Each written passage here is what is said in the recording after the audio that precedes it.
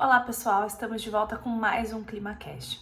O ClimaCast, como a gente sempre comenta, é uma parceria entre a Agrimet e a RTC, onde quinzenalmente nós trazemos as principais notícias para as regiões produtoras do Rio Grande do Sul.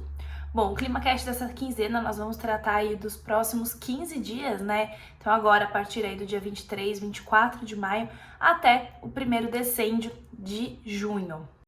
Bom, iniciando a nossa análise fazendo uma atualização da anomalia da temperatura da superfície do mar, nós já vínhamos acompanhando isso nos últimos vídeos, né? Porque essa oscilação na temperatura da superfície do mar é o indicativo da ocorrência ou possível ocorrência do fenômeno do El Niño Oscilação Sul.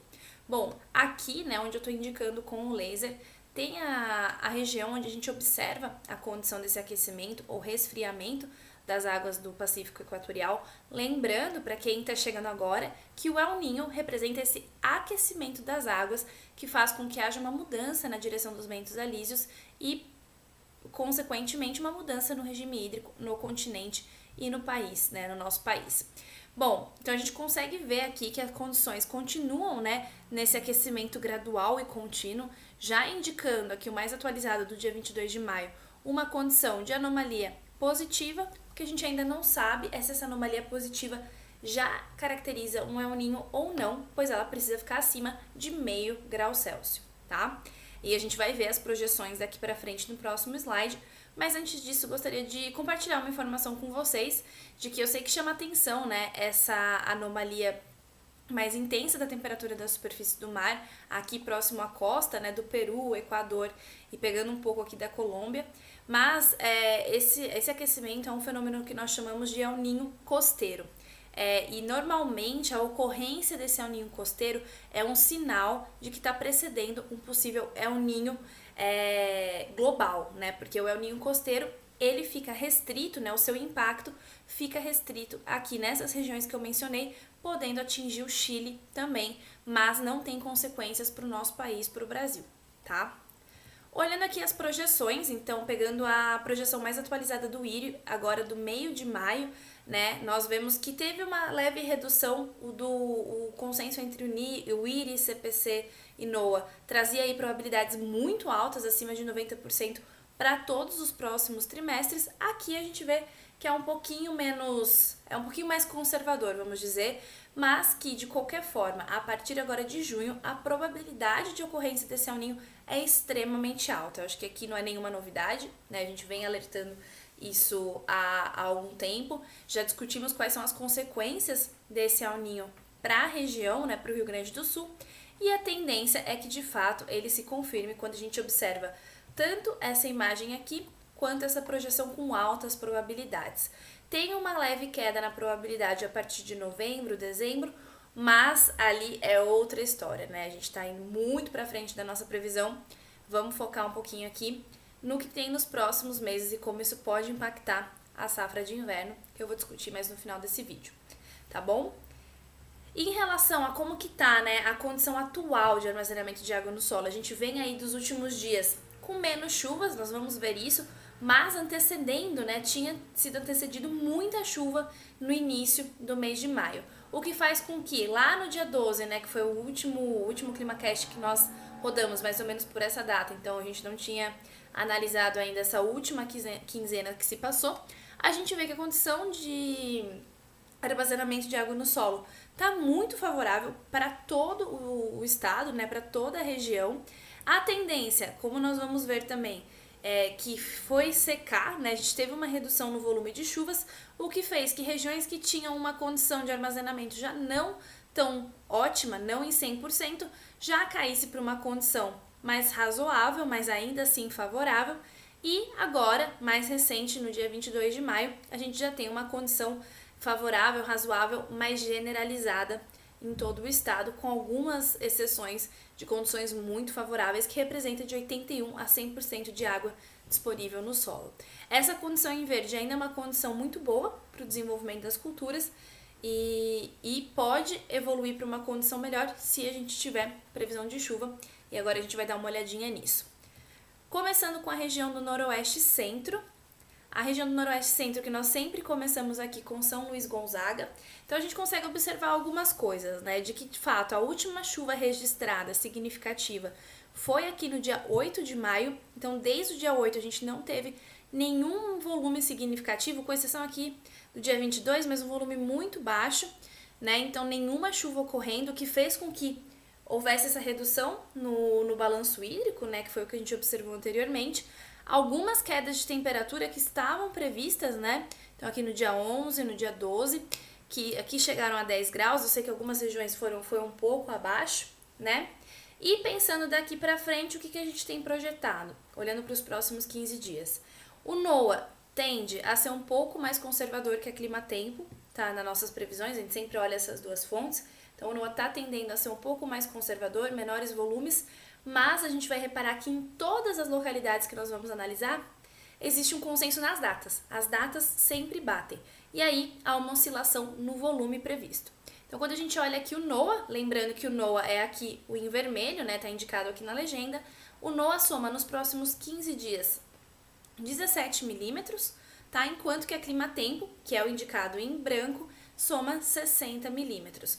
A previsão de chuva ela retomar aqui em torno do dia 26, 27 e 28, né, de maio, passar mais um período não tão longo quanto o observado, né, sem chuvas, e retomar alguns volumes a partir do dia 2 de junho. Né? A gente vê uma leve queda na temperatura aqui no dia 29, e aqui é um ponto importante, eu não trouxe a previsão de temperatura da Climatempo para também não poluir tanto o nosso gráfico, mas a Climatempo joga na sua previsão essa queda de temperatura mais significativa, que em algumas regiões são até mais extremas do que previsto para o NOAA, onde pode chegar a 4, 3, até 2 graus Celsius, para o dia 2 de junho. Então, a Climatempo tem um alerta para risco de geada, possivelmente no dia 2 de junho, enquanto que o NOAA indica isso um pouco antes, em torno do dia 29, tá?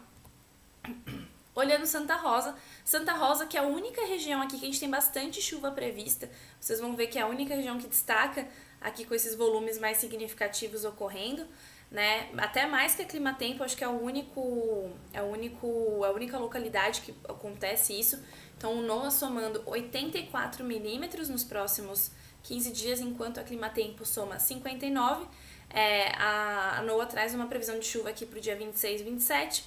A Climatempo atrasa um pouquinho, né, para o dia 27 e 28, mas volumes muito similares, e o que muda mesmo é a previsão a partir do dia 1, 2 de junho, que a NOAA traz volumes um pouco mais significativos. Tivemos uma queda de temperatura aqui também no dia 20 de maio, né, a gente consegue observar aqui, não tão significativa aqui no dia 12, como estava sendo previsto, mas daqui para frente a gente tem de novo essa queda de temperatura sendo indicada aqui no dia 28, 29 e 30, tá? Então a gente consegue observar esse padrão aqui para Santa Rosa também. Olhando Campo Novo que já está um pouco mais parecido com São Luís Gonzaga, o NOAA reporta volumes baixíssimos de chuva previsto, então aqui somando no máximo 12 milímetros nos próximos 15 dias. Veja que a data coincide com a Climatempo, que soma no total 66 milímetros, né? Coincide aqui no dia 27 e 28, mas a Climatempo traz uma previsão para esses 2 dias na casa de 15 graus, enquanto que o NOAA fica aqui na casa dos 5 milímetros, 15 graus não, né? 15 milímetros, e o NOAA em 5 milímetros. E aí, a partir do dia 2, 3 de junho, a Climatempo traz volumes mais significativos, enquanto os valores do NOAA não são tão expressivos assim, tá? Temos algumas quedas na temperatura sendo identificada tanto aqui no dia 29 de maio, quanto no dia 1º, no dia 2 e possivelmente no dia 3 de junho, que ainda não indicam nem 10 graus, mas chamam a atenção e pede para o produtor ficar atento e acompanhar a previsão de curto prazo. Entrando na região do Planalto, começando por Água Santa. Água Santa que também teve uma queda significativa na temperatura, registrou algumas chuvas, né, nos últimos 15 dias, mas também um padrão muito parecido com volumes mais baixos, né, que acaba influenciando, como nós vimos, a disponibilidade hídrica.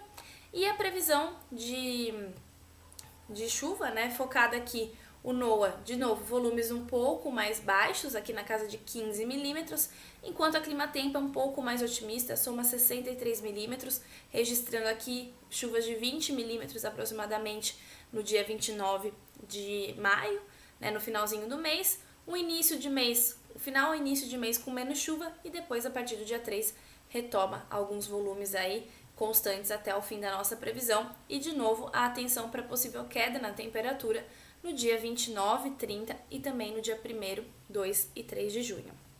Olhando Sarandi que nós também tivemos algumas quedas na temperatura nos últimos dias, nada indicando risco de geada, pelo menos não pela informação que nós temos do NOAA.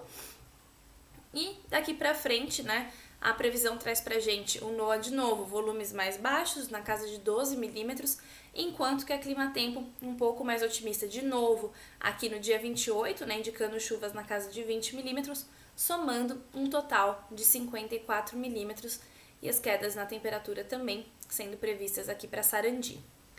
Olhando Não Me Toque que o NOAA soma 19 milímetros nos próximos 15 dias, enquanto a Climatempo segue com volumes um pouco acima, né, significativamente acima até de 66 milímetros, com chuvas mais bem distribuídas aqui no dia 28, 29 e 30, onde também nós vemos queda de temperatura e também maiores volumes de chuva, principalmente aqui no dia 4 de junho, sendo previsto para Não Me Toque. Olhando Ibirubá que o NOAA agora soma um volume um pouquinho maior, né, de 23 milímetros para os próximos 15 dias, concentrando aqui essa chuva no dia 27, 28 e depois no dia 3 e 4, enquanto a Climatempo soma 55 milímetros, concentrando a chuva nessas datas, né, similares, mas com volumes mais significativos e mais dias com chuva, tá? De novo, chama atenção para essa queda na temperatura, principalmente aqui no dia 29 e 30. Entrando na região do Noroeste Centro, que a gente começa aqui por Panambi, que soma no total nos próximos 15 dias 19 milímetros, tá? Enquanto que a Climatempo soma 58. De novo, chama atenção aqui da chuva do dia 29 de maio e depois retomando alguns dias aí com chuvas recorrentes a partir do dia 3. E, de novo, né, coincide o período de previsão de chuva, mas tem uma distorção aí no volume previsto e, de novo, chama atenção para as quedas de temperatura no dia 29 e depois no dia 1º, mas não tão significativas quanto outras regiões que nós observamos, tá bem?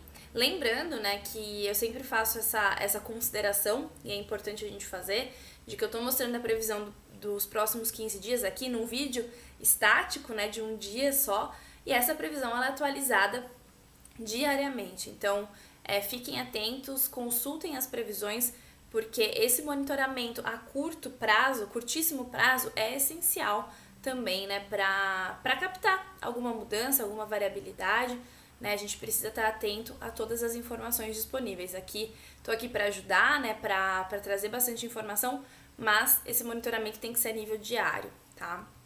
Bom, continuando aqui com Cruz Alta que o NOAA soma 22 milímetros para os próximos 15 dias, enquanto a Climatempo segue firme na casa aí dos 50, 60 milímetros, aqui no caso de Cruz Alta com 53 milímetros para os próximos 15 dias, de novo coincidindo nas datas, mas divergindo nos volumes, né?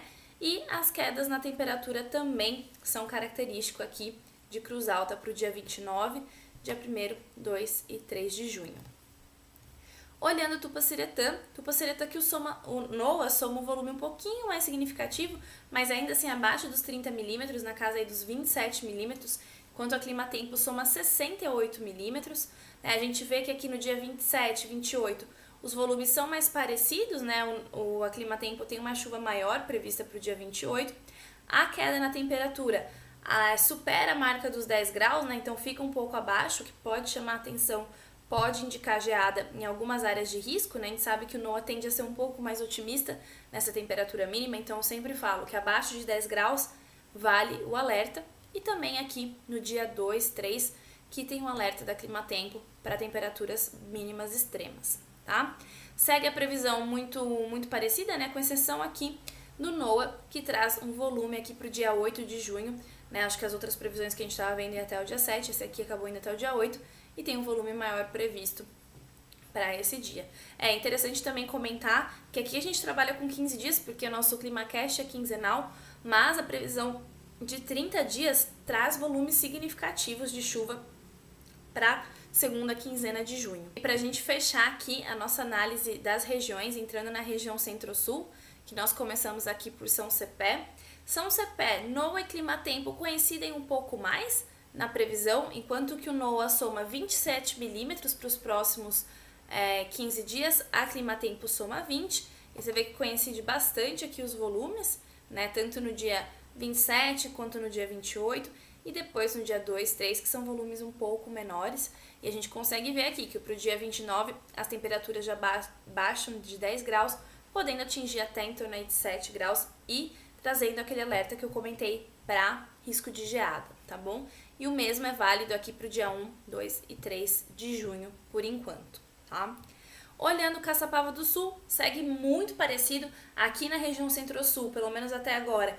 As previsões se assemelham um pouco mais, então o NOAA prevendo 23 milímetros e tendo uma inversão, né, no cenário onde a Climatempo prevê um volume um pouco menor, aqui de 18 milímetros para os próximos 15 dias, e o maior volume fica concentrado aqui na previsão do dia 27, onde chega a bater aí 14, 15 milímetros, seguido por uma queda na temperatura, né, como a gente tem observado em todas as regiões, no dia 29 e 30, e possível queda na temperatura também, seguindo o início do mês de junho, tá?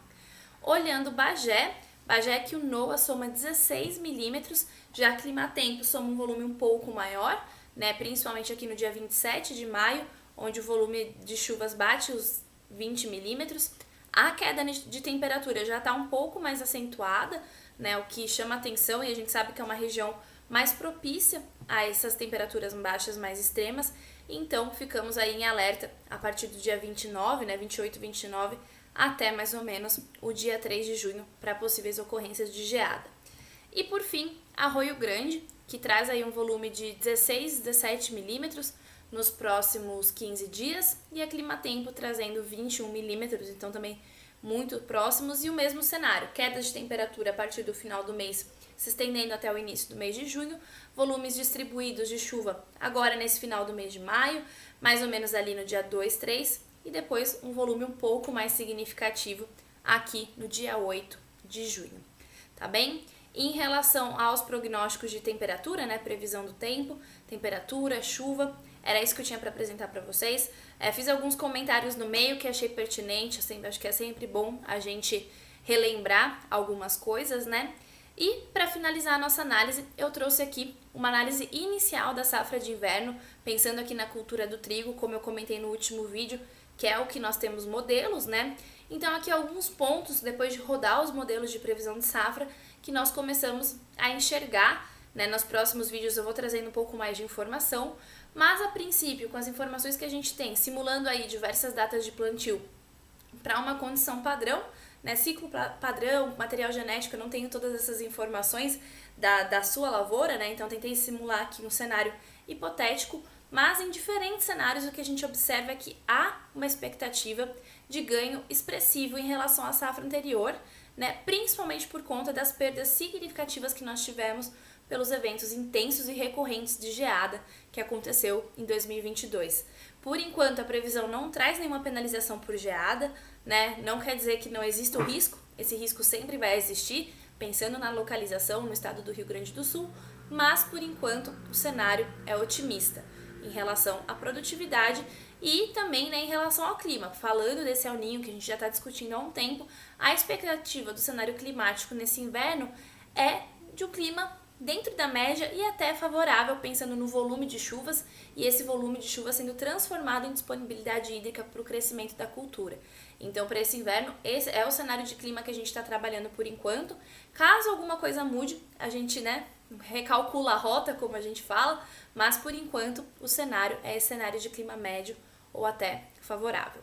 Bom, olhando aí diferentes datas de plantio, por enquanto os maiores valores de produtividade previstos estão nas datas de plantio mais tardio, realizados em junho, né? Não quer dizer que os plantios realizados agora em maio vão ser negativos, vão ter quebras, não. O cenário ele segue otimista geral, né, para todas as datas, mas os plantios mais tardios tendem a ser mais produtivos de acordo com os modelos. E a região Centro-Sul apresenta os menores valores de produtividade em relação às outras regiões. Bom, pessoal, era isso que eu tinha para apresentar para vocês. Desejo uma boa quinzena a todos e nós nos vemos no próximo ClimaCast.